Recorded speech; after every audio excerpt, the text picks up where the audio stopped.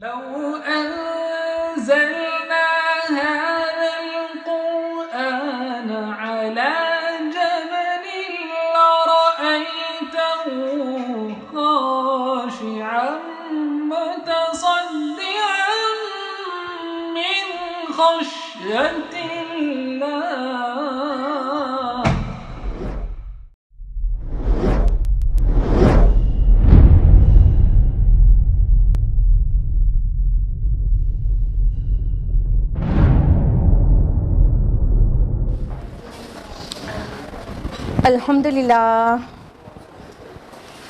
الحمدللہ وحدہ والصلاة والسلام علی من لا نبی بعد. واعوذ باللہ من الشیطان الرجیم. بسم اللہ الرحمن الرحیم.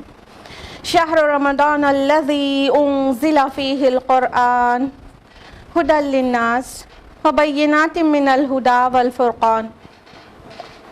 بسم اللہ الرحمن الرحیم. رب اشرح لی صدری ویسر لی امری واحلل عقدۃ من لسانی یفقہوا قولی. میرے عزیز سامعات، آپ سبھی کا درس قرآن مجید میں تہہ دل سے خیر مقدم ہے. السلام علیکم ورحمۃ اللہ وبرکاتہ. کیسے ہیں آپ سبھی لوگ؟ الحمدللہ. الحمدللہ کے آگے بولیے. اچھے ہیں. الحمدللہ. اللہ تعالیٰ کرے آپ بہت اچھی رہیں، بہت صحت مند رہیں، کیونکہ رمضان بھی آنے والا ہے. آپ کو اللہ پاک مزید صحت نصیب کرے تاکہ آپ آنے والے بہت مبارک مہینے میں بہت اچھی عبادت کر سکیں. اللہ تعالیٰ آپ سب سے راضی اور خوش ہو جائے اور تمام گناہوں کی مغفرت کر دے. آمین آمین. جزاک اللہ خیرہ. تو ہم لوگ یہاں گیدر ہوتے ہیں درس قرآن و سیرت و حدیث جاننے کے لیے. اور درس قرآن مجید میں کون سی سورہ چل رہی ہے؟ سورہ طٰہٰ. سورہ طٰہٰ کی کس آیت تک لاسٹ ویک ہم لوگ نے تفصیل سے جان لیا تھا؟ آیت نمبر 50 تک نا. تو آیت نمبر 50 آنورڈز آیت نمبر 51 آنورڈز ہم لوگ تفصیل سے جانیں گے اس ہفتے. لیکن اس سے پہلے ریویژن. ایگزیکٹلی. تو ہم لوگ نے جو لاسٹ ویک ڈیٹیلز جانی تھی سورہ طٰہٰ کی، وہ کہاں سے تھی یاد ہے کسی کو؟ آیت نمبر 45 سے 50 تک تھی. ٹھیک. تو ہم لوگ 45 سے 50 تک کا ترجمہ جانیں گے ریویژن کی وجہ سے کے لیے. اعوذ باللہ من الشیطان الرجیم. بسم اللہ الرحمن الرحیم. آیت نمبر 45 کا ٹرانسلیشن ہے: انہوں نے عرض کیا، اے ہمارے پروردگار، ہمیں اندیشہ ہے کہ وہ اچانک ہمارے اوپر بھڑک اٹھے گا یا زیادتی کرے گا. کس نے عرض کیا؟ موسیٰ اور ہارون علیہما السلام نے. اور کون بھڑک اٹھے گا؟ فرعون. ٹھیک ہے، یعنی ہم بیچ سے شروع کر رہے ہیں تو آپ کو ریدم پتہ ہونا چاہیے. آیت نمبر 46 کا ٹرانسلیشن ہے: فرمایا، تم ڈرو نہیں، یقیناً میں تم دونوں کے ساتھ ہوں، میں ہر بات سنتا اور دیکھتا رہوں گا. اللہ سبحانہ تعالیٰ نے کیسے زبردست سپورٹ نصیب کیا موسیٰ اور ہارون علیہ السلام کو کہ ارے نہیں، میں تمہارے ساتھ ہوں، جب میں ساتھ ہوں تو کس سے ڈرنا ہے. ہاں. اور ظاہر بات ہے انسان اگر یہ بات تصور کر دے کہ اللہ تعالیٰ اس کے ساتھ ہے تو کسی سے بھی نہیں ڈرے گا، کبھی بھی نہیں ڈرے گا. آیت نمبر 47 ہے: بس تم دونوں جاؤ اس کے پاس. کس کے پاس؟ فرعون کے پاس. تم دونوں جاؤ اس کے پاس اور اس سے کہو کہ بلا شبہ ہم دونوں رسول ہیں تیرے رب کی جانب سے، بس ہمارے ساتھ بھیج دے بنی اسرائیل کو اور انہیں عذاب میں مبتلا مت رکھ. یقیناً ہم آئے ہیں ایک نشانی لے کر تیرے رب کی طرف سے، اور سلامتی ان پر ہے جو ہدایت کا اتباع کریں. یعنی جو مشن لے کر موسیٰ علیہ السلام گئے تھے along with ہارون علیہ السلام فرعون کے پاس، وہ کیا تھا؟ ایک تو دعوت دینا توحید کی اور آخرت کی، اور ساتھ ہی میں بنی اسرائیل کو ریلیز کرانا، کیونکہ وہ پورا عذاب دے رہے تھے. جو قبطی تھے اور فرعونی تھے جتنے، وہ بنی اسرائیل کو بہت زیادہ پرسیکیوٹ کر رہے تھے. ایک طرح سے ان سے جس طرح کا کام لیتے تھے اور جس طرح پیش آتے تھے ان سے، وہ ایک بہت بڑا پرسیکیوشن تھا ایکچولی. اور اتنا ہی نہیں، اور بڑے بڑے ظالمانہ حکم وہاں پہ لگا کے رکھے تھے. تو اللہ تعالیٰ نے موسیٰ اور ہارون علیہ السلام کو مشن سمجھا دیا، اس لیے جاؤ ان کے پاس. اور یہاں پہ بیایتن جو آیا ہے نشانی لے کر، تو ہم نے لاسٹ ویک آپ کو بہت کلیئر بتایا تھا، یہاں پہ نشانی سے مراد ہے حجت اور دلیل، ٹھیک ہے؟ یعنی جو اللہ تعالیٰ نے جس طرح سے ویل اکوپ کر کے بھیجا تھا موسیٰ علیہ السلام کو، وہ سب چیزیں فرعون کے سامنے ایک دلیل تھی، حجت تھی۔ آیت نمبر 48 کا ٹرانسلیشن ہے، ہماری طرف یہ واقع کی جا چکی ہے کہ اس پر عذاب آئے گا جس نے جھٹلایا اور منہ پھیر لیا۔ اس میں ہم نے آپ کو دعوت کی ایک حکمت بھی بتائی تھی کہ اب عذاب اور پنشمنٹ کی بات ہو رہی ہے تو تھرڈ پرسن میں چلے گئے، یہ نہیں کہا سیکنڈ پرسن میں کہ تم پر عذاب آ جائے گا نہیں مانو گے، تو اتنا اسٹریٹ فارورڈ نہیں کہا، بلکہ یہ نہیں کہا کہ تم سب تباہ ہونے والے ہو، بلکہ کہا جو نہیں مانے گا، ایک جنرل کر کے کہہ دیا تھرڈ پرسن کو، جو لوگ نہیں مانیں گے ان پر عذاب آئے گا۔ تو فرعون نے پوچھا کہ آیت نمبر 49 فرعون نے کہا کہ اے موسیٰ تم دونوں کا رب کون ہے؟ یعنی فرعون تو ابھی اپنی ربوبیت لگاتا تھا نا کہ انا ربکم الاعلی، میں تمہارا سب سے اعلیٰ برتر رب ہوں، تو اس نے پوچھا موسیٰ علیہ السلام سے کہ تم دونوں کا رب کون ہے؟ تو آیت نمبر 50 میں موسیٰ علیہ السلام نے جو جواب دیا شاید ہی اس سے زیادہ مطلب جامع جواب ہو سکتا ہو۔ موسیٰ علیہ السلام نے فرمایا کہ ہمارا رب وہ ہے جس نے ہر شے کو اس کی خلقت عطا کی پھر ہدایت دی، یعنی رب کی ایسی ڈیفینیشن دے دی، رب کا ایسا انٹروڈکشن دے دیا جو فرعون کے جو کلیم تھا انا ربکم الاعلی، اس کا کلیم بالکل دھرشئی ہو گیا۔ اب وہ کہیں پہ بس سٹینڈ نہیں کر رہا تھا کہ کیا ہر چیز کو فرعون نے بنایا ہے، کیا پیدا کیا ہے، اور جس وے میں وہ ورک کر رہے ہیں، جیسا کہ ہم نے آپ کو بہت سائنٹیفک ایکسپلینیشن دیا تھا لاسٹ ویک، بہت لمبا سا، کہ ہدایت دینے سے کیا مراد ہے، کہ کس کو کس طرح اپنی لائف کو کنڈکٹ کرنا ہے، وہ سب اس کو پتہ ہوتا ہے۔ جینیٹک کوڈنگ اللہ تعالیٰ ایسے کر دیتا ہے کہ کیا چیز کیسے کرنا ہے، everything and every living being knows, ٹھیک ہے؟ تو یہ ہے ہدایت، یہاں پہ ورڈ ہدایت کے معنی بہت زیادہ ہم نے پورا سائنٹیفک ایکسپلینیشن دے کے آپ کو بتا دیا تھا جینیٹک کوڈنگ کے بارے میں۔ تو حالانکہ وہ فرعون اور وہاں کے لوگ جینیٹک کوڈنگ ابھی نہیں جان رہے تھے، لیکن یہ تو دیکھ رہے تھے نا کہ بکری کا بچہ کیسے ہی پیدا ہوتے کھڑا ہو جاتا ہے اور دودھ پینے لگتا ہے، کس نے اسے گائیڈ کیا؟ اور ہیومن بینگ کا بچہ جب تک مدرس ووم میں ہے تو نہ اسے منہ سے اورل کھانے پینے کی ضرورت ہے، نہ اس کا کوئی بھی مطلب یورینیشن کرتا ہے، پوٹی کرتا ہے، اور جب وہ پیدا ہوتا ہے وہ ساری ضروریات اس کی شروع ہو جاتی ہیں۔ بہت ساری ایگزامپلز ہیں جو ثابت کرتے ہیں کہ اللہ تعالیٰ نے کس طرح کسی کو بنایا اور کس طرح اس کو ہدایت دی، یعنی اس کو گائیڈ کیا کہ کیا ڈوز اینڈ ڈونٹس ہیں۔ تو یہ جو تعارف تھا اللہ تعالیٰ کا، رب کا، معبود حقیقی کا، وہ تعارف ایسا تھا کہ فرعون بالکل حواس باختہ ہو گیا، اور اس نے ایسا سوال کیا جو اس کی جھنجھلاہٹ اور تل ملاہٹ کا پتہ دیتے ہیں۔ تو یہ تھی آیت نمبر 50، اور آج ہم لوگ تفصیل سے جانیں گے آیت نمبر 50 آن ورڈز، ٹھیک ہے؟ اعوذ باللہ من الشیطان الرجیم، بسم اللہ الرحمن الرحیم۔ قال فما بال القرون الاولی، فرعون نے کہا تو پھر پہلی نسلوں کا کیا ہوگا حال؟ سبحان اللہ۔ اب دیکھیے جب فرعون کو موسیٰ علیہ السلام نے ایسا زبردست انٹروڈکشن دیا اللہ رب العالمین کا کہ اللہ تو وہ ہے جس نے پیدا کیا ہر چیز کو اور جس نے اس کو گائیڈ کیا، تو اب فرعون ظاہر بات ہے کہ وہ اپنا جو رب ہونا کلیم کرتا تھا وہ اپنے آپ کو اس خانے میں رکھ کر ثابت ہی نہیں کر پا رہا تھا، وہ یہ اب کہنے کی پوزیشن میں ہی نہیں بچا، نہیں رب تو میں ہوں۔ اب وہ کہہ پاتا کیا ہر چیز کو اس کا کلیم ہے کہ اس نے پیدا کیا اور اس کو گائیڈ کیا، اس نے اس وے میں اس کو بنایا؟ نہیں۔ تو بہت بری طرح سے وہ بوکھلا گیا، تو اس نے ایسا سوال کر ڈالا جو اس کی بوکھلاہٹ کا بھی پتہ دیتے ہیں اور ساتھ ہی لوگوں کو آفینڈ کرنے کا ایک اس میں ریزن چھپا ہوا ہے۔ یا تو اس کا یہ سوال یا تو جہالت کی بنیاد پر ہے یا شرارت کی بنیاد پر ہے یا دونوں کی بنیاد پر۔ جہالت کی بنیاد پر ایسے کہ اچھا پھر سب گمراہ ہی ہیں، ہم سے ہمارے انسسٹرز جو ہیں، ہمارے فور فادرز جو ہیں وہ سب گمراہ ہی ہیں، تو مطلب تم بتا رہے ہو کہ جو رب ہے وہ ایک ہے اور وہ ان صفات کا حامل ہے تو رب ہے. تو جنہوں نے اس بات کو تمہاری نہیں مانا تو پھر کیا وہ سب گمراہ ہیں؟ وہ مس گائیڈڈ تھے؟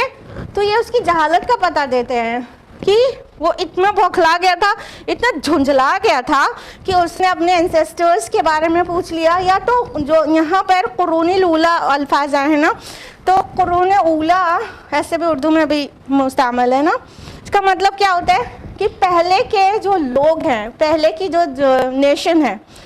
تو قرون اولیٰ میں اس سے پہلے کون لوگ آئے؟ عاد, سمود اور قوم نوح, یہ سب بھی آ گئے. تو ان لوگوں نے نہیں مانا تھا, ان پر مان لو عذاب آ گیا, تو ان کا کیا ہوا؟ یہ سوال ہے. تو پھر ان کا کیا ہوا؟ اور ہمارے فور فادرز نے نہیں مانا تھا یہ بات جو تم لے کر آج نئی آ گئے ہو, تو اس کے الفاظ میں بول رہے ہیں. تو پھر ہمارے فور فادرز کا کیا ہوا؟ تو یہ سوال اگر یہ آؤٹ آف اگنورنس تھا, یہ جہالت اور جھنجھلاہٹ میں تھا, تو اس کے پیچھے یہ مقاصد ہیں. لیکن بہت چانسز ہیں کہ یہ شرارت میں تھا. جب اس نے دیکھا فرعون نے کہ موسیٰ علیہ السلام نے ایسے واضح معجزات کے ساتھ ثابت کر دیا ہے کہ وہ اللہ تعالیٰ کے پیغمبر ہیں, وہ ان کے پاس بہت بڑی طاقت ہے معجزات کی شکل میں, اور جو رب کا انٹروڈکشن دیا ہے اس کے آگے بھی سب لوگ بالکل اسپیچ لیس ہو چکے ہیں. اور فرعون کو رب اعلیٰ ماننے سے ان کا دماغ میں کنفیوژن کریٹ ہو چکا ہے. تو جب فرعون نے دیکھا کہ یہ تو پورا میرا جو کاسل میں ہو رہا تھا نا, پورا دربار لگا تھا اور سارے درباری تھے, فرعونی بھی تھے, بنی اسرائیلی بھی تھے, تو سارے لوگ کے بیچ میں اتنی بڑی بات ہو گئی تھی. تو اس نے شرارت میں یہ سوال کھڑا کر دیا کہ جب میں کہوں گا کہ ان لوگوں کا کیا حال ہے جو ہم سے پہلے تھے, تو سامنے والا ہو سکتا ہے کہے وہ سب گمراہ تھے اور وہ سب جہنمی ہیں, تو جتنے درباری ہیں وہ بھڑک اٹھیں گے. کیونکہ کیا ہوتا ہے, زیادہ تر لوگوں کا اپنے اینسسٹر سے ایک بہت سینٹیمنٹل ریلیشن ہوتا ہے کہ نہیں؟ اپنے آباء و اجداد چاہے وہ غلطی پر ہوں, ان سے بڑے جذباتی تعلق ہوتا ہے, ان کو کوئی کچھ نہ کہے. یہ سنو, ہوتا ہے ہر کسی کا. اگر آپ نہیں سوچ پا رہے تو اپنے پیرنٹس کے بارے میں سوچئے کہ اگر آپ کے پیرنٹس کو کوئی غلط سلط بولنے لگے اور وہ مطلب دنیا سے جا چکے ہیں, تو آپ کتنی پوری طرح سے بھڑک جائیں گے نا. تو اگر وہ دنیا میں تو بھی بھڑک جائیں گے, لیکن اگر دنیا سے جا چکے ہیں تو اس سے 2 گنا زیادہ آپ بھڑک جائیں گے نا. تو اس نے ایسا سوال کر دیا تھا جو سب کو بھڑکانے کے لیے بہت کافی تھا. مطلب he just wanted to offend everyone, تاکہ وہ سب کے سب بھڑک جائیں. اور ابھی جو ثابت ہوا ہے کہ موسیٰ حق پر ہیں, تو اس سے یہ لوگ جو ہے تھوڑا سا وہ نہ ہونے پائے, مطلب کنفیوز نہ ہونے پائے. اور فرعون کی جو اپنی وہاں پر خدائی چل رہی تھی اس سے جو ہے مطلب اعلان برات نہ کر دے اور سارا تختہ پلٹ یہیں کہ یہیں نہ ہو جائے.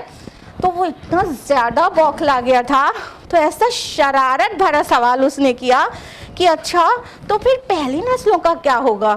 بس وہ چاہ رہا تھا ابھی کہہ دیا جائے وہ سب گمراہ ہیں, وہ سب جہنمی ہیں, جہنم کا کنڈا ہے, جہنم کا ایندھن ہے, اور یہاں پر بازی اس کے حق میں چلی جائے فرعون کے, اور موسیٰ علیہ السلام کے خلاف سب لوگ ہو جائیں. جو کہ ابھی ثابت ہو چکا کہ موسیٰ علیہ السلام ایک دو بہت پاورفل معجزات لے کر آئے.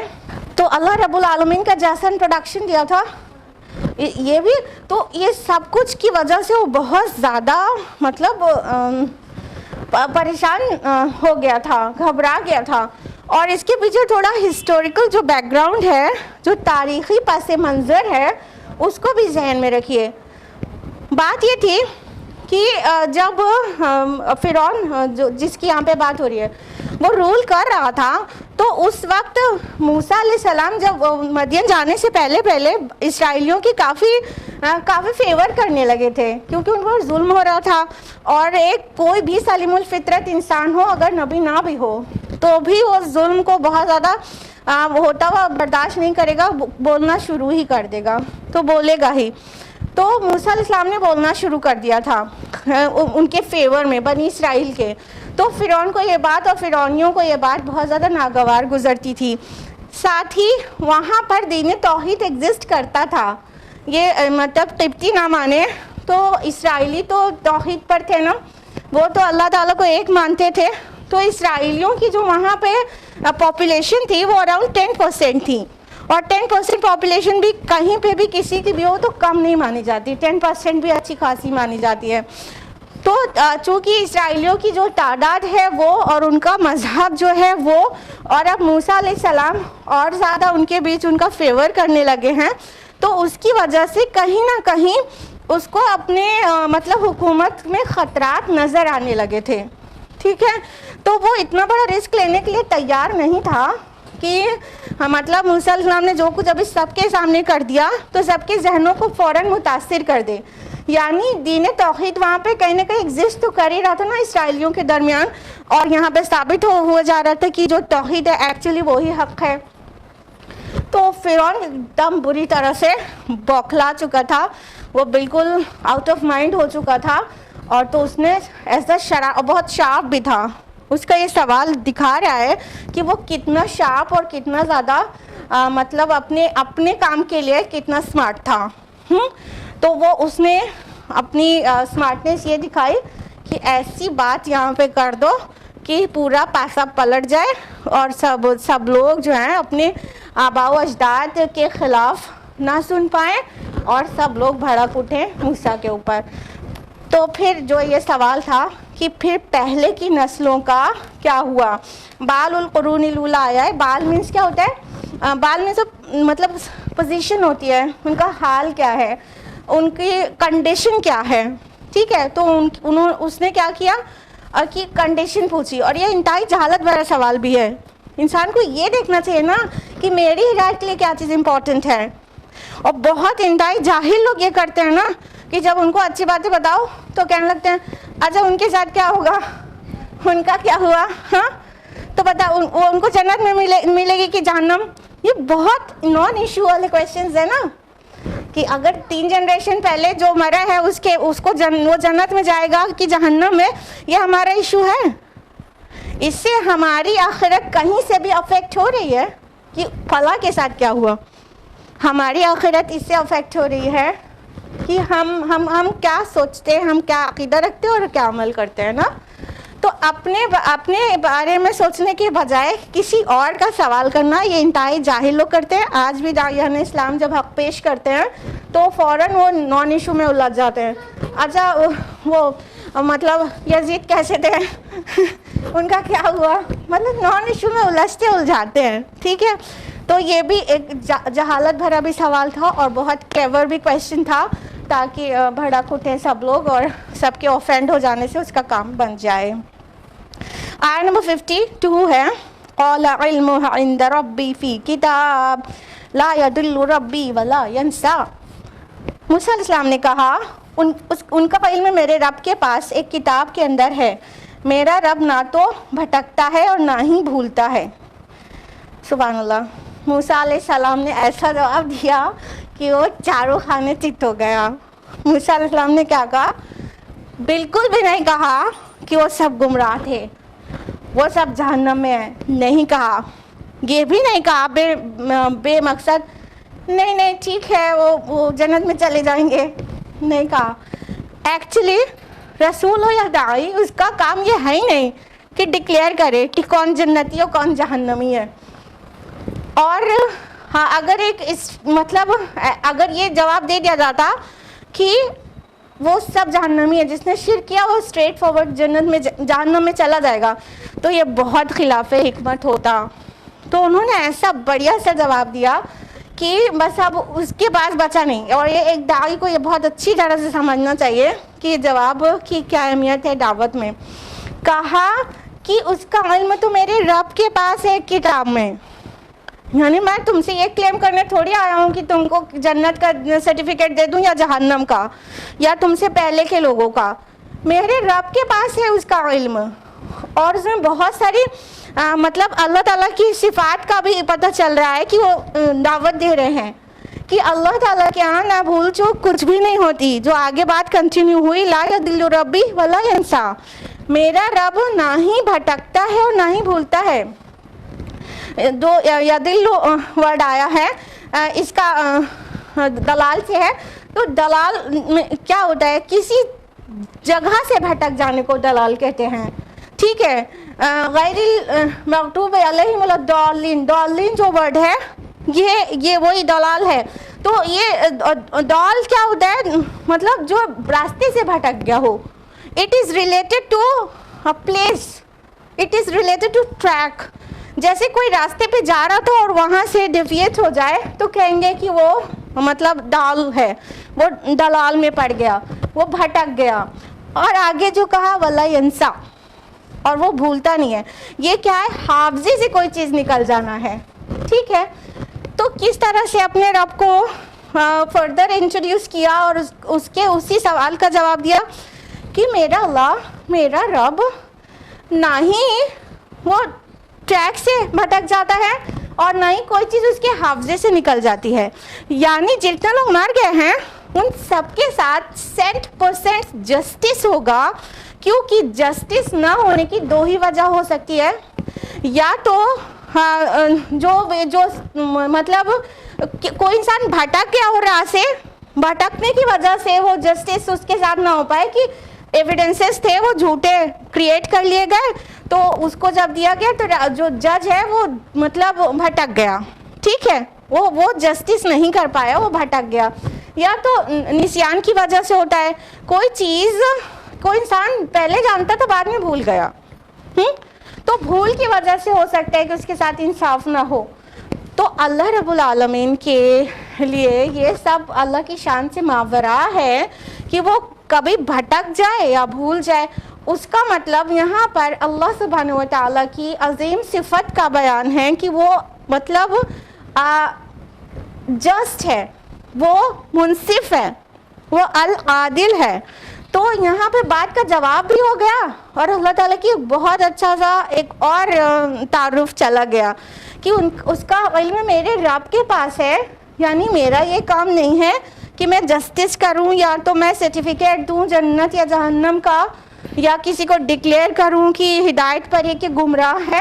یہ میرا کام نہیں ہے. میرا کام ہے میسج کو پہنچانا. یہ اپنے آپ میں انڈرسٹوڈ بات ہے. میرا کام ہے میسج کو پہنچانا, یہ میرا کام نہیں ہے. تو اس کا علم اللہ تعالیٰ کے پاس بالکل محفوظ ہے. کہاں ہے؟ کتاب میں. اور کتاب کون سی کتاب کی بات ہو رہی ہے؟ ایگزیکٹلی لوح محفوظ کی بات ہو رہی ہے. تو وہ سب کچھ, سب کی ڈیڈ, سب کچھ ریٹن وہاں رکھا ہے. ہر چیز لوح محفوظ میں, کتاب مکنون میں پریزروڈ ہے, اور وہاں پہ کسی کے ساتھ انجسٹس نہیں ہونے والا.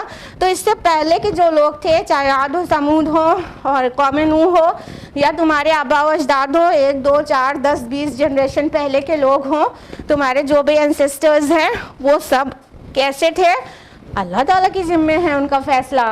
اللہ کے پاس پورا علم ہے اور نہ ہی وہ بھولتا ہے اور نہ ہی وہ بھٹکتا ہے. آیت نمبر 53 ہے الذی جعل لکم الارض مہدا وسلک لکم فیہا سبلا وانزل من السماء ماء. وہی ہے جس نے زمین کو تمہارے لیے بچھونا بنایا اور اس میں تمہارے چلنے کے لیے راستے بنائے اور آسمان سے پانی نازل کیا. فَأَخْرَجْنَا بِهِ أَزْوَاجًا مِّن نَّبَاتٍ شَتَّىٰ. پھر ہم نے اس پانی سے نکالے طرح طرح کے نباتات. اب دیکھیے, موسیٰ علیہ السلام سے پوچھا تو گیا تھا کہ جو قرون اولیٰ کے لوگ ہیں ان کا کیا حال ہے, لیکن انہوں نے اس جواب کو دینے کے ساتھ ساتھ اس سے پہلا والا جو کویشچن تھا فمن ربکما یا موسیٰ, اے موسیٰ تم دونوں کا رب کون ہے, اس کے جواب کو کنٹینیو کر دیا. یعنی اس جواب کو دینے کے ساتھ ساتھ کہ ان کا کیا ہوگا, قرون اولیٰ کے لوگوں کا کیا ہوگا, وہ جواب بھی دیا اور ساتھ ہی بات کو اپنی کنٹینیو کر دیا, اور رب کون ہے اس کا تعارف فردر بیان کرنا شروع کر دیا. ٹھیک ہے, اللہ تعالیٰ کی اور صفات اور اللہ تعالیٰ کے احسانات جو ہیں وہ بیان کرنا شروع کر دیا. تو یہاں پہ یہ والی آیت میں آیت نمبر 52 میں یہ بات مکمل ہو جاتی جو پریویس کویشچن تھا کہ اس کا علم میرے رب کے پاس ہے, میرا رب نہ بھولتا ہے نہ بھٹکتا ہے. یہ بات مکمل ہو جاتی, لیکن انہوں نے اپنی بات کو کیری آن کر دیا. کیا کہا؟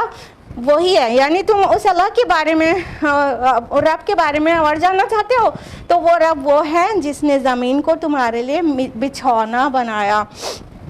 اب دیکھیے یہ قرآن مجید کی خصوص میں سے ہے, خصائص میں سے ہے کہ خصوص سے عموم کی طرف وہ بڑھتا ہے.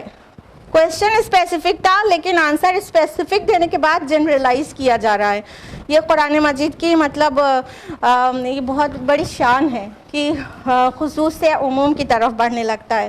تو کیا بتایا گیا کہ وہی ہے جس نے تمہارے لیے زمین کو بچھونا بنایا. مہدا آیا ہے, مہدا وہ کریڈل کو کہتے ہیں, ٹھیک ہے. تو اللہ تعالیٰ نے زمین کو کریڈل بنایا, یعنی جیسے بچہ پالنے میں سوٹیبل جگہ پر ہوتا ہے ویسے ہی زمین کو تمہارے لیے بالکل سوٹیبل بنایا اور ہموار کر دیا اور بچھا دیا اور تمہارے چلنے رہنے بسنے لائق بنایا, ٹھیک ہے.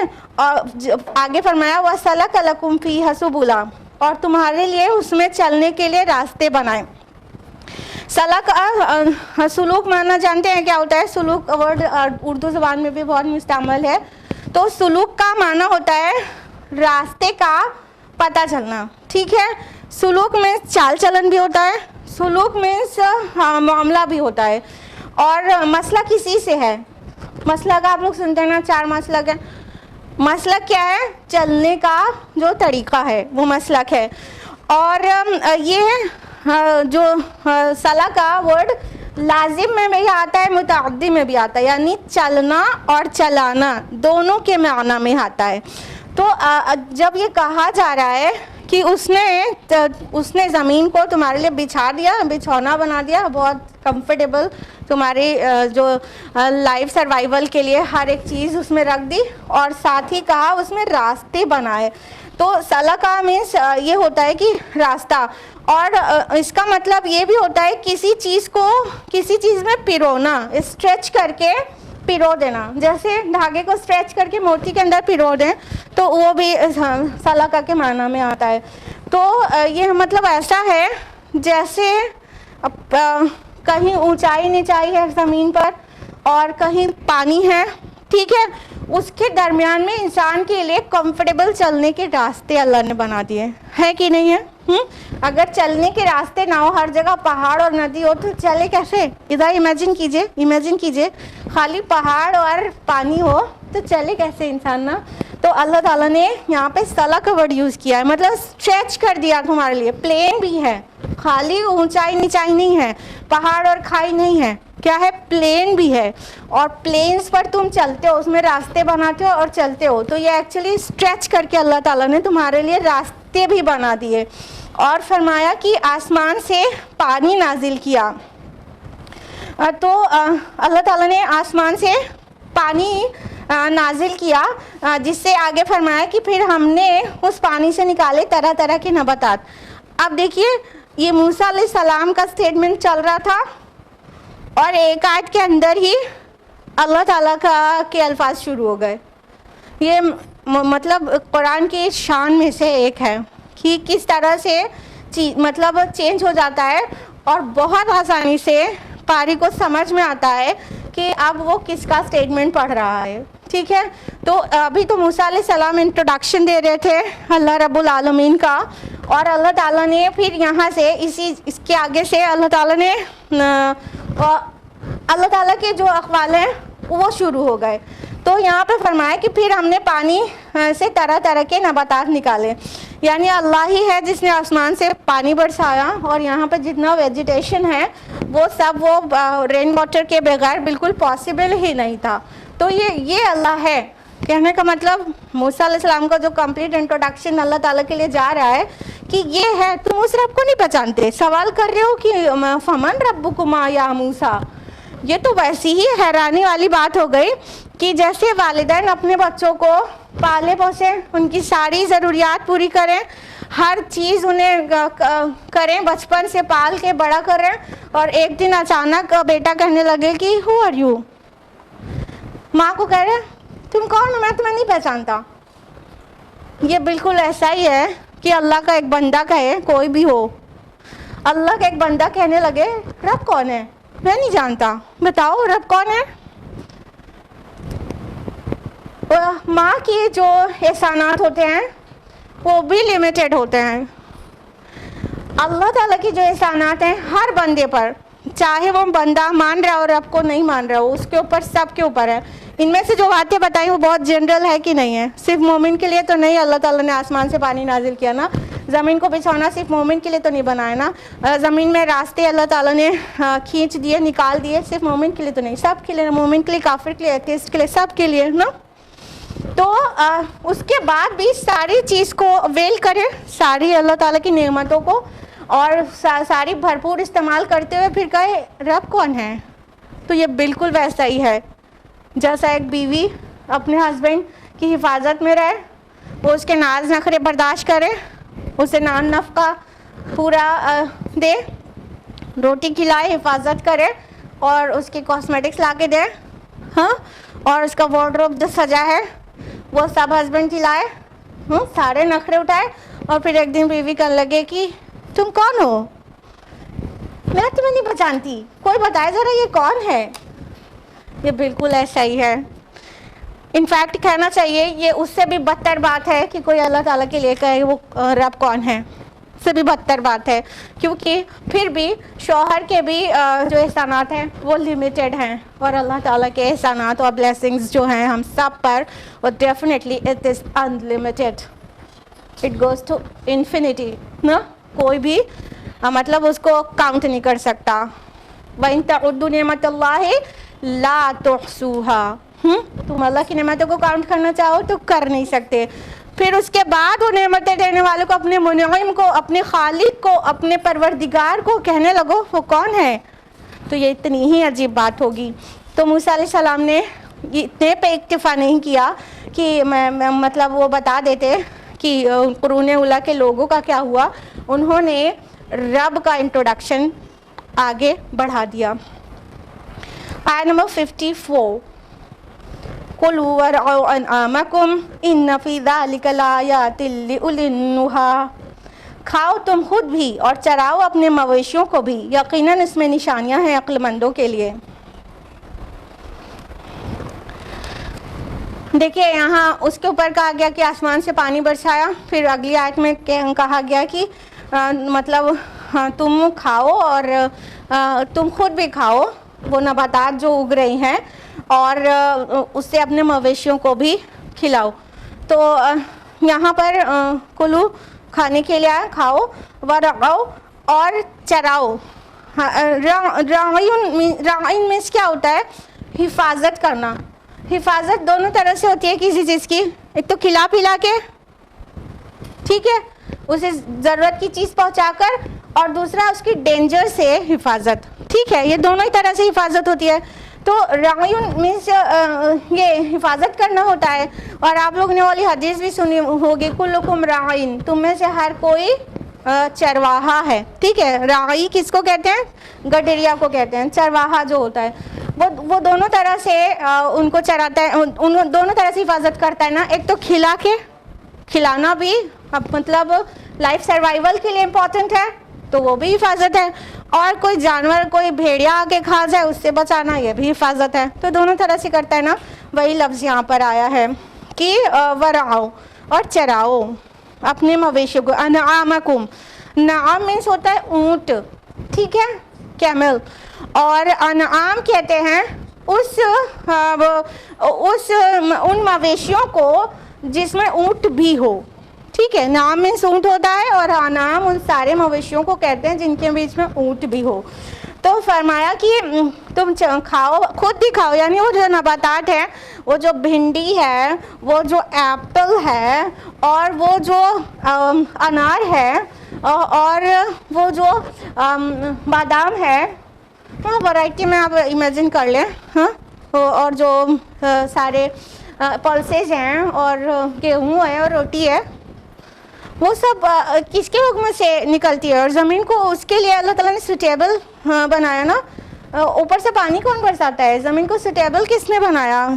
نباتات اگنے کے لیے، ویجیٹیشن کے لیے اللہ تعالیٰ نے نا. تو اللہ تعالیٰ فرما رہے ہیں کہ تم خود بھی کھاؤ اور اپنے مویشیوں کو بھی چراؤ. اور یقیناً اس میں نشانی ہے عقل مندوں کے لیے. تو یہاں پہ لِأُولِي النُّہَیٰ آیا ہے. نوحہ نہیں ورڈ آپ لوگ بہت اچھی طرح جانتے ہیں نا, بچوں سے کرتے ہیں ایسا نہیں کرو, نہیں جانتے نا, it is to deny something نا, کسی چیز کا انکار کرنے کے لیے ہوتا ہے. تو نہیں مینس ہوتا ہے انکار, منع کرنا کسی چیز سے. تو نہیا مینس ہوتا ہے روکنا, to prevent someone to do something, ٹھیک ہے. تو عقل روکتی ہے نا رانگ ڈیٹ سے, رانگ ایکشن سے روکتی ہے نا. تو عقل کو یہاں پر نہا جو ہے وہ عقل کے لیے آیا ہے, یعنی عقل روکتی ہے. اور انہا انتہا کو بھی کہتے ہیں, انتہا کنکلیوژن کو, ٹھیک ہے. تو عقل کنکلیوژن نکالتی ہے نا کہ ایک سمجھدار انسان کو کیا چاہیے کہ اپنی آئیز اور اپنی ایئر سے سینس ڈیٹا قبول کرے, فیڈ کرے, اپنے مائنڈ میں ڈالے, پروسیس کرے, کنکلیوژن نکالے کیا صحیح کیا غلط ہے, ٹھیک ہے. تو اب کنکلیوژن نکالنے کا کام عقل ہی کرتی ہے نا, کہ آپ لوگ کی آنکھیں کرتی ہیں, کون کرتا ہے؟ عقل ہی کرتی ہے نا, یہ جو برین ہے سر کے اندر وہی کرتا ہے نا. تو سینس ڈیٹا تو ہم لیتے ہیں یہ آئیز اور ایئرز اور اسکن اور اب ٹنگ سے, لیکن کنکلیوژن نکالنے کا کام ہماری عقل ہی کرتی ہے. تو انہا کنکلیوژن انتہا کو کہتے ہیں. تو اس طرح سے بھی یہ معنی عقل کا ہی نکل رہا ہے, لِأُولِي النُّہَیٰ. تو اس میں نشانیاں ہیں کن کے لیے؟ اولی النُّہَیٰ کے لیے, عقل والوں کے لیے, جن کے پاس عقل ہے. اب کیا ہے کہ یہ ساری فیسلٹیز جو اللہ تعالیٰ نے رکھ چھوڑی ہے زمین پر, وہ بہت لوگ اویل کرتے ہیں, بہت لوگ. لیکن اس کے بارے میں سوچنا, غور کرنا, پونڈرنگ کرنا, کنکلیوژن نکالنا, صحیح اور غلط کا فرق سمجھ جانا, غلط کو چھوڑ دینا, صحیح کو قبول کرنا, یہ عقل والے ہی کر سکتے ہیں. ورنہ چیزیں تو سب کے اراؤنڈ ہے. اللہ تعالیٰ کی آیات تو پورے آفاق میں اور انفس میں سب میں بکھری ہوئی ہیں, لیکن اس پر پونڈرنگ وہی لوگ کرتے ہیں جو عقل والے ہیں. ایکچولی قرآن نے عقل والے انہی کو کہا ہے, ان کو نہیں کہا ہے عقل والے جن کو جو کمپٹیٹیو ایگزام میں بہت اچھے رینک لا سکتے ہیں اور بہت ہائی سیلری جاب پا سکتے ہیں, ان کو عقل والے ایکچولی نہیں کہا ہے قرآن نے. قرآن نے عقل والے ان کو کہا ہے جو ان کے اراؤنڈ جو بھی سائنس ہے, سائنس SCIENC, سائنس نہیں, SIGNS, سائنس, آیات. جو بھی اللہ تعالیٰ کی آیات ہیں ان کو دیکھتے ہیں آنکھوں سے, سنتے ہیں کانوں سے, دماغ میں پروسیس کرتے ہیں, کنکلیوژن نکالتے ہیں کہ بارش ہو رہی ہے, میں نے کیا ایفرٹ کیا کہ بارش ہو جائے, اور اگر نہ ہوتی تو کھانے کو کہاں سے ملتا, سوکھا پڑ جاتا اور کرائسس ہو جاتی فوڈ کی. اور ہوائیں چل رہی ہیں, ہوا میں چلتی تو بادل کبھی گیدر ہی نہیں ہوتے اور بارش کے لائق ہی نہیں بنتے. اور یہ سمندر سے پانی ایوپوریٹ ہو رہا ہے, یہ اگر اپنے آپ نہ ہوتا رہتا, سورج کی گرمی ان پر نہ پڑتی اور یہ اپنے آپ نہ ہوتا رہتا تو بارش کیوں کر ہوتی. یہ سورج جو چمک رہا ہے وہ نہیں چمکتا رہتا, اور 20-25 دن ہم سے دور چلا جائے اور زمین پر سورج کی روشنی ہی نہ پڑے, ٹیمپریچر اس کا ہیٹ ہم کو نہ ملے, تو 1 مہینے میں تو پورے پوائزنس ہو جائے گا ایوری تھنگ. یعنی فوڈ بنا بنایا بھی ہوگا وہ بھی پوائزنس ہو جائے گا. تو یہ سب کون سوچتا ہے؟ یہ ہمارے ہاتھ ہیں, یہ پکڑنے کے لیے بہت سٹیبل ہیں. ہمارے پیر ہیں, وہ اس طرح سے ان کا فزیکل میک اپ ہے کہ ہم چل آسانی سے سکتے ہیں. خالی نیچے کا فٹ ایریا کٹ جائے تو کھڑا نہیں ہو سکتا نا انسان. تو کھڑے ہونے اور چلنے کے لیے ہمارا پورا باڈی کا ویٹ بیلنس کرنے کے لیے, چاہے 150 کلو کا ہی انسان کیوں نہ ہو, چاہے 200 کلو کا ہی کیوں نہ ہو, اس کے فٹ کیپیبل انف ہیں کہ وہ اس کو کھڑا رکھ سکیں اور چلا سکیں. ہماری آنکھیں ہمارے دیکھنے کا کام کرتی ہیں, اور ہمارا ڈائجیشن, ہم منہ سے کھانا لیتے ہیں اور واش روم میں جا کے اس کو ایکسکریٹ کر دیتے ہیں, اس کے بیچ کے پروسیس میں ہمارا ایک بٹ بھی ایفرٹ نہیں لگتا. لگتا ہے کیا کہ HCL آپ لوگ لے کر آتے ہیں کہیں سے, HCl لے کر آتے ہیں جو فوڈ کے ڈائجیشن کے لیے بہت بیسک نیسیسٹی ہے. جن لوگوں نے سائنس اور فزیولوجی پڑھا ان کو پتہ ہے کہ اگر مطلب HCl نہیں بنے تو فوڈ کا ڈائجیشن کیسے ہو پائے. اور اسٹمک کو فوڈ اسٹور کرنے کے لیے سوٹیبل, آنتوں کو ایبزارپشن کرنے کے لیے سوٹیبل, اور بلڈ کو ہر جگہ نیوٹریشن پہنچانے کے لیے کیپیبل. یہ سب کس نے بنایا؟ اللہ تعالیٰ نے. کس نے بنایا؟ اللہ تعالیٰ نے. بڑے بڑے سائنٹسٹ ہو جاتے ہیں اور رب کے بارے میں نہیں جانتے رہتے. بڑے بڑے ماسٹرز کر لیتے ہیں, MSc کر لیتے ہیں, رب کو نہیں پہچانتے رہتے. یہ کتنی عجیب بات ہے. تو عقل والے وہ ہیں جو جن کے پاس PhD کی ڈگری ہے, ڈاکٹر کی ڈگری ہے, یا وہ سائنٹسٹ ہیں, یا وہ انجینئرز ہیں, یا وہ بیوروکریٹ ہیں. اس کو وہ عقل والے نہیں ہیں. قرآن کی روشنی میں کون عقل والا ہے؟ جو اپنے اراؤنڈ پھیلے ہوئے اللہ کی آیات, اللہ کی نشانیوں پر غور کرتے ہیں, کنکلیوژن نکالتے ہیں اور رائٹ پاتھ کو اختیار کر لیتے ہیں. وہ عقل والے ہیں. تو فرمایا پیچھے اللہ تعالیٰ کے سارے بلیسنگز کو مینشن کرنے کے بعد کہ اس میں عقل والوں کے لیے نشانیاں ہیں بہت ساری. آگے فرمایا آیت نمبر 55 میں منہا خلقناکم وفیہا نعیدکم ومنہا نخرجکم تارۃ اخری. اسی سے ہم نے تم کو پیدا کیا ہے اور اسی میں تمہیں لوٹائیں گے اور اسی میں سے ہم تمہیں ایک مرتبہ پھر نکالیں گے. یہ اسی ضمیر کس کے لیے ہے؟ اسی کون ہے؟ اسی میں سے. جلدی بتائیے. ارے اسی میں سے پیدا کیا ہے, اسی میں لوٹائیں گے اور اسی سے پھر نکالیں گے. ہاں کھوئے بیٹے آپ لوگ واپس آ گئے. وہ اللہ تعالیٰ کی سائنس میں کھو گئے تھے. سفر جب آپ کرتے ہیں تو سب دکھتا رہتا ہے, وہاں پہ کھو گئے تھے آپ لوگ نا. اب واپس آ گئے. زمین نہیں پہچان پائے تھے تھوڑی دیر پہلے. ہاں بالکل زمین. تو اللہ تعالیٰ نے فرمایا کہ ہم نے تم کو اسی زمین میں پیدا کیا ہے اور اسی میں تمہیں لوٹائیں گے اور اسی میں ہم سے پھر نکالیں گے. اب یہ آخرت کی دعوت پہنچ گئی کہیں نہ کہیں نا, کہ یہ سب کچھ اتنا سجا دیا ہے اور تمہارے لیے اتنا مطلب اتنا پریشیس ہے اور اتنا ریکوائرڈ بھی. تو یہ پوری دنیا ہم نے یوں ہی نہیں سجا دی, یوں ہی نہیں سجا دی. یہ انڈرسٹوڈ ہو گیا کہ یہ سب کچھ ایک مقصد کے تحت ہے اور تم جی رہے ہو اور یہ ساری دی ہوئی میری فیسلٹی اویل کر رہے ہو, اور ایک دن مر جاؤ گے اور پھر اٹھائے جاؤ گے اور حساب و کتاب ہوگا. ہو گئی آخرت کی دعوت. حساب و کتاب ہوگا. تو بامقصد طریقے سے ہے انسان. قرآن حکیم نے بہت جگہ پر یہ کہا ہے کہ ہم نے تم کو بے مقصد نہیں پیدا کیا, باطل پیدا نہیں کیا, بے مطلب پیدا نہیں کیا, بلکہ تمہیں بامقصد پیدا کیا ہے. اللہ تعالیٰ نے قرآن میں بار بار یہ بات کہی ہے. تو یہاں پہ بھی وہی مقصد آ رہا ہے کہ تم کو اسی زمین سے ہم نے پیدا کیا ہے اور اسی زمین میں اسی میں لوٹا دیں گے تم کو اور اسی سے نکالیں گے. اس میں ایک بات اور غور کریے گا کہ اس سے پتہ چل رہا ہے یہ جو تینوں مرحلے ہیں انسان کی زندگی, برزخ اور آخرت نا قیامت, یہ تینوں جو مرحلے ہیں یہ تینوں اسی زمین پر ظہور پذیر ہونے والے ہیں. ایک چیز تو ہم لوگ دیکھ ہی رہے ہیں, دوسری اور تیسری بھی آج نکل جان جائیں گے کہ وہ بھی یہیں پر ہونے والی ہے. ٹھیک ہے, دوسری بھی دیکھ ہی لیتے ہیں, قبر میں اتار دیتے ہیں نا, دوسری بھی دیکھ ہی لیتے ہیں اور تیسری بھی ہم لوگ دیکھ لیں گے کہ اسی زمین پر محشر پورا سجے گا اور یہیں پر حساب و کتاب ہوگا. اور یہ جتنی ریجز اینڈ فروز ہیں, جتنے پہاڑ اور کھائی ہیں, وہ سب فلیٹن کر دیے جائیں گے, بالکل ہموار کر دیے جائیں گے اور یہیں پر انسان کا مطلب ڈے آف ججمنٹ یہیں پر ہوگا اور یہیں حساب و کتاب ہوگا.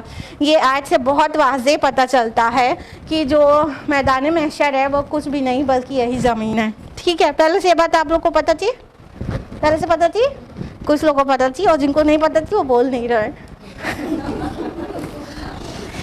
آپ کو پتہ ہے کہ رسول اللہ صلی اللہ علیہ وسلم نے ایک جنازے کو قبر میں اترنے کے بعد جب اس پر پہلی مٹھی مٹی ڈالی تو فرمایا منہا خلقناکم, پھر دوسری مٹھی مٹی ڈالی تو فرمایا وفیہا نعیدکم, پھر تیسری مٹھی مٹی جب سوائل ڈالی تو فرمایا ومنہا نخرجکم تارۃ اخری. یہ والی آیت قبر میں مٹی ڈالتے وقت رسول اللہ صلی اللہ علیہ وسلم نے تین پارٹس میں کر کے ریسائٹ کی تھی. تو مسلمان اپنے نبی کی سنت کی پیروی میں یہ آیت ریسائٹ کرتے ہیں جب قبر پہ مٹی ڈالتے ہیں.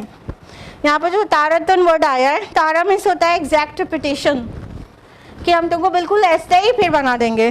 یعنی it is so easy for اللہ سبحانہ و تعالیٰ ٹو ری میک اس، اٹس سو ایزی فار ہم.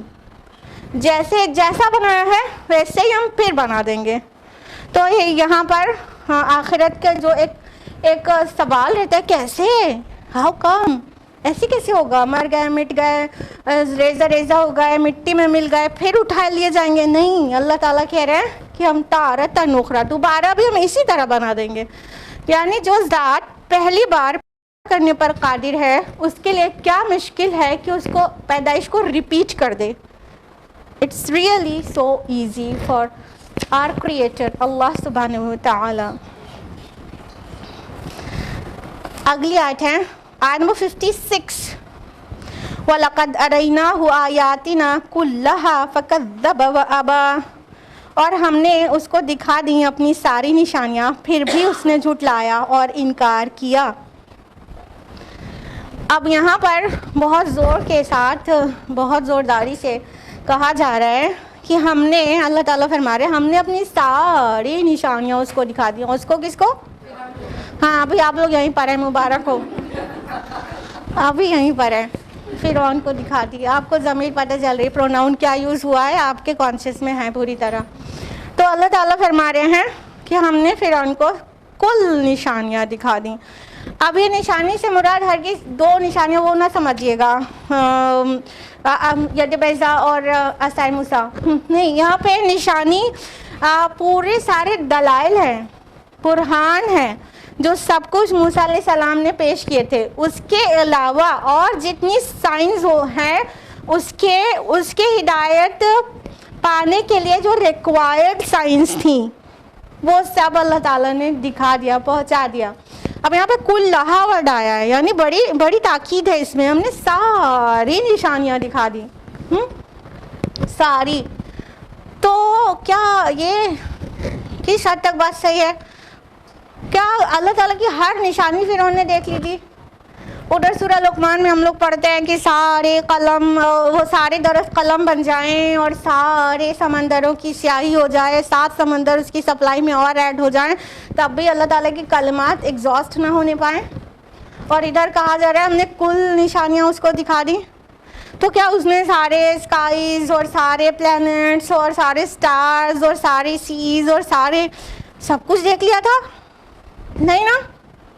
ڈر کیوں رہے ہیں؟ بولیے نہیں نا، سب کچھ تو نہیں دیکھ لیا تھا نا. پھر بھی کہا کلھا آیات، اریناہ آیاتنا کلھا، دکھا دیں اس کو کل کی کل نشانیاں.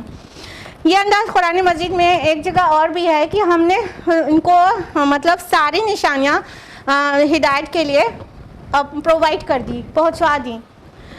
اصل میں یہاں کل کا معنی ہے ریلیونٹ آل، وہ کل، وہ سب جو ریلیونٹ ہے. مطلب یہاں پہ ترجمے کو اگر اسٹریچ کیا جائے تو ہوگا کہ کل نشانیاں ہدایت کے لیے، ٹھیک ہے، جس کے لیے وہ نشانیاں جس سے ہدایت اخذ کرنا کافی تھا، بہت کافی، وہ سب دکھا دی. بات سمجھ میں آ گئی؟ اگر نہیں سمجھ میں آئی تو ایک ایگزامپل سے سمجھیے. مان لیجیے 18 سال کا ایک لڑکا ہے، ماں کا ایک، وہ دھوکہ دیتا ہے اپنی ماں کو. کوچنگ جانے کے بہانے وہ گرل فرینڈ کو لے کے گھوم رہا تھا، ٹھیک ہے. اب ماں کو اندازہ نہیں تھا، وہ اپنے بچے کو بڑا نیک اور صالح اور بہت بھولا سمجھتی تھی. ہاں جب اسے پتہ چلا کہ وہ گرل فرینڈ کو گھما رہے ہیں، کہہ رہا تھا کہ کوچنگ گئے ہیں، تو اسے تکلیف ہوگی نا. پھر جب وہ آئے گا تو اسے ڈانٹے گی بھی اور شکوہ بھی کرے گی. اور کیا کہے گی؟ میں نے تمہیں کیا نہیں دیا، سب کچھ دیا، تمہاری اپ برنگنگ کے لیے، تمہاری خوشی کے لیے، تمہارے ایجوکیشن کے لیے میں نے تمہیں کل چیزیں پرووائڈ کی، اس کے بعد بھی تم نے مجھے یہ دن دکھایا. بولے گی اب یہ کل چیزیں کیا ہیں؟ کیا اس نے ایفل ٹاور بھی دیا؟ کیا اس نے تاج محل بھی لا کے دیا؟ ہاں کیا کل کیا؟ بالکل اب آپ سمجھ گئے, ایگزامپل سے سمجھ گئے نا. اس کی پرورش کے لیے, اس کی تربیت کے لیے یا اس کی ضرورت کے لیے جو بھی چیز کی ضرورت تھی وہ سب اس نے دیا نا. یہی تو اس کے کل کا مطلب ہوا. میں نے کل چیزیں تمہیں دی, تمہارا ابھی 18 سال ہونے تک میں نے ہر چیز تمہاری قدموں میں لا کے ڈال دیا, پھر بھی تم نے مجھے یہ دن دکھایا. تو کل سے مطلب ظاہر ہے ریلیونٹ آل ہے نا, وہ کل جو اس کی بڑے ہونے کے لیے ضروری تھا. تو یہاں پر بھی اب آپ لوگ آسانی سے سمجھ گئے ہوں گے نا یہ کل کیا ہے, اور یہاں پہ مقصد کیا ہے, ہدایت. فرعون کو ہدایت اخذ کرنے کے لیے جن چیزوں کی ضرورت تھی وہ ساری اسے دے دی گئی, دکھا دی گئی. ساری نشانیاں جتنے سے ہدایت پانا بہت کافی ہو جاتا وہ سب اللہ تعالیٰ نے دی. تو یہاں پہ کل سے مراد یہ ہے جو فرعون کے سامنے اللہ تعالیٰ نے دکھا دی موسیٰ علیہ السلام کے ذریعے. آیت نمبر 57, قَالَ أَجِئْتَنَا لِتُخْرِجَنَا مِنْ أَرْضِنَا بِسِحْرِكَ يَا موسیٰ. اس نے کہا اے موسیٰ علیہ السلام, کیا تم ہمارے سامنے اس لیے آئے ہو تاکہ تم اپنے جادو کے بل پر ہمیں ہماری سرزمین سے باہر نکال کرو. اللہ اکبر. اب کیا تھا, فرعون ایک دم وائلنٹ ہو گیا. جب اس کے چاروں خانے چت ہو گئے, جب وہ موسیٰ علیہ السلام کے دکھائے معجزات کا کوئی جواب نہیں سوچ رہا تھا اس کو, اور جو موسیٰ علیہ السلام نے اللہ رب العالمین کا تعارف کرایا اس کا کوئی جواب اس کے پاس نہیں تھا, اپنے کو وہاں فٹ کرنے کی کوئی گنجائش نہیں بچی تھی. تو وہ اب اس نے پیٹرا بدلا. کیا کہنے لگا کہ موسیٰ تم یہاں اس لیے آئے ہو کہ ہم اپنے جادو کے بل سے ہم کو یہاں سے نکال کر باہر کر دو. یعنی کہ وہ یہ درباریوں کو اپنے لیے تو کہیں نہ کہیں دماغ میں سمجھ ہی گیا ہوگا کہ کیا صحیح کیا غلط ہے, لیکن لوگوں کو دکھا رہا تھا تاکہ کوئی مطلب انفلوئنس نہ ہونے پائے موسیٰ سے. تو وہ کیا کہنے لگا کہ تم مطلب جادو کے زور سے ہم کو نکالنا چاہتے ہو, یعنی یہ جو کچھ تم نے دکھایا ہے وہ نرا جادو ہے, اور جادو پہ تم اس لیے دکھا رہے ہو کہ ہم کو کک آؤٹ کر دو اور ہم یہاں سے نکل جاؤ اور تم رول کرو.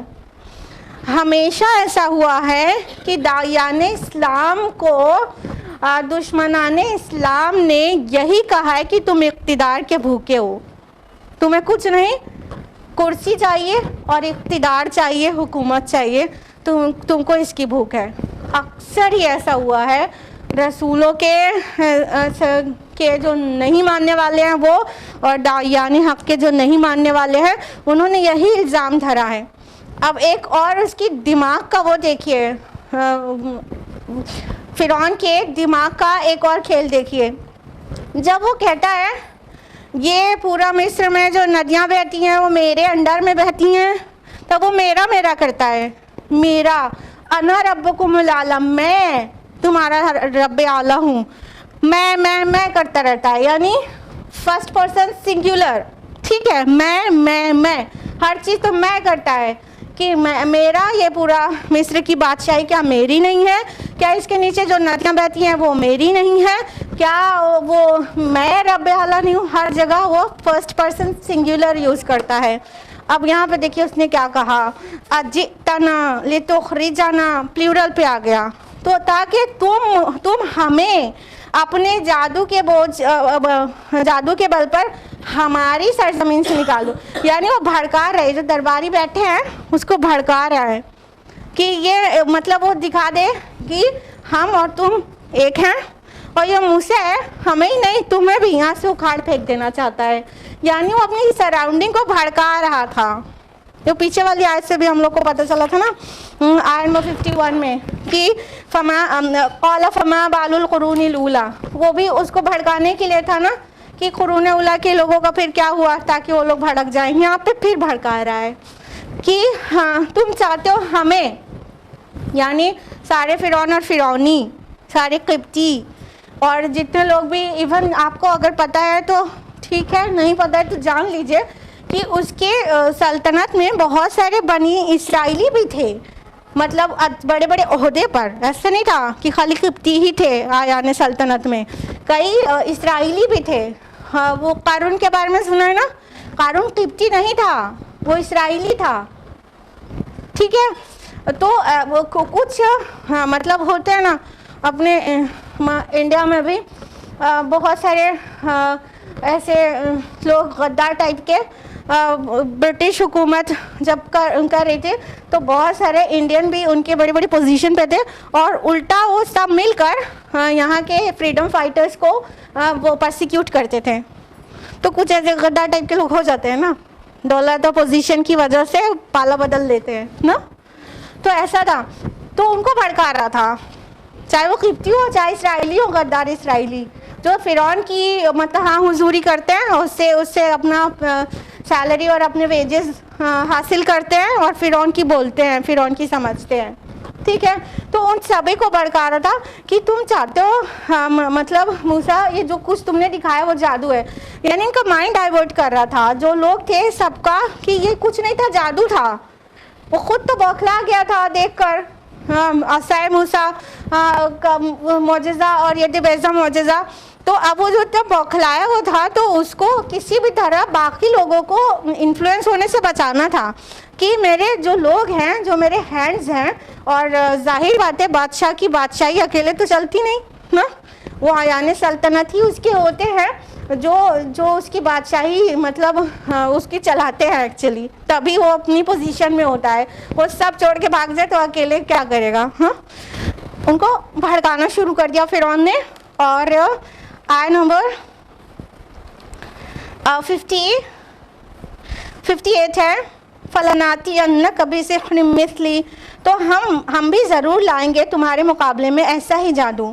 فَاجْعَلْ بَيْنَنَا وَبَيْنَكَ مَوْعِدًا لَا نُخْلِفُهُ نَحْنُ وَلَا أَنْتَ مَكَانًا سُوًى, تو معین کر لو ہمارے اور اپنے مابین وعدے کا ایک وقت مقرر, نہ ہم اس سے خلاف ورزی کریں گے اور نہ تم کرنا ایک کھلے میدان میں.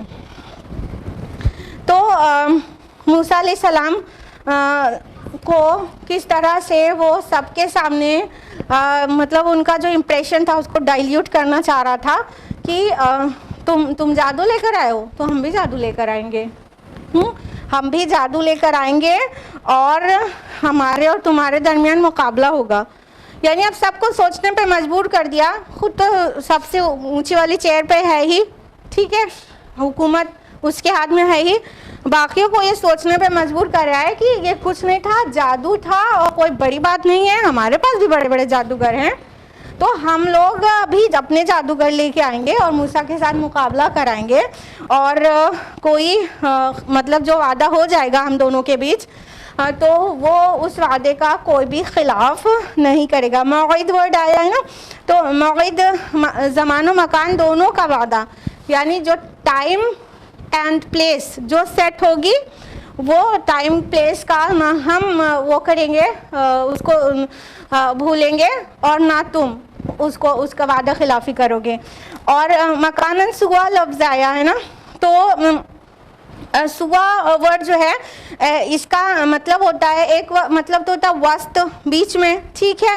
تو یعنی جو جگہ سلیکٹ کی گئی یا کی جائے گی وہ جگہ ہمارے اور تمہارے بیچ میں ہوگی, یعنی یہ فرعونی اور قبطی سے بھی زیادہ دور نہیں ہوگی, اور اسرائیلی شہر کے کنارے پر آباد تھے. ہم نے شاید کسی درس میں آپ کو بتایا تھا اسی میں سورہ طٰہٰ کے درمیان ہی, کہ وہ مطلب جو شہر کے ایک دم کنارے پر آباد تھے, بہت برا سلوک ہوتا تھا ان کے ساتھ, ایک دم مطلب شہر نکالا جیسا دیا ہوا تھا, بس ان کو استعمال کرتے تھے.